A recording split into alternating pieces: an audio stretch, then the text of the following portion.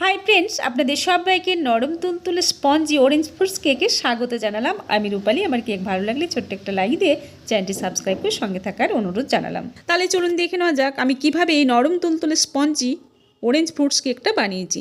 প্রথমে কেক টিনটা তেল ব্রাশ করে বাটার পেপার দিয়ে রেডি করে নিলাম। তারপর শীতের টাটকা কমলালেবু, একটা কমলালেবুর জুস বার করে সমস্ত ড্রাই ফ্রুটসগুলোকে শোক করতে দিলাম। তারপর একটা বলে 1/3 বাটি চিনি, হাফ বাটি সাদা তেল দিয়ে হ্যান্ড ব্লেন্ডার দিয়ে 10 মিনিট বিট করে নিলাম। একটু দুধ দিয়ে আবারও বিট করে একটা ক্রিমি ভাব নিয়ে এলাম। দিয়ে দিলাম 1 বাটি ময়দাটা চেলে নেওয়ার পর দিয়ে দিচ্ছি 1 চামচ বেকিং পাউডার, 1/4 চামচ বেকিং সোডা দিয়ে খুব ভালোভাবে একটু দুধ দিয়ে পারফেক্ট একটা ব্যাটার তৈরি করে নিলাম। 1 চামচ ভ্যানিলা এসেন্স দিয়ে মিশিয়ে নিলাম। সমস্ত ড্রাই ফ্রুটসগুলো দিয়ে আবারও ভালোভাবে মিশিয়ে নিয়ে কেক টিনে ব্যাটারটা ঢেলে কিচেন টেবিলে ট্যাপ করে নিলাম। তারপর আগে থেকে প্রিহিট করে কড়াইয়ের উপর দিয়ে 1 ঘন্টা বেক করলে রেডি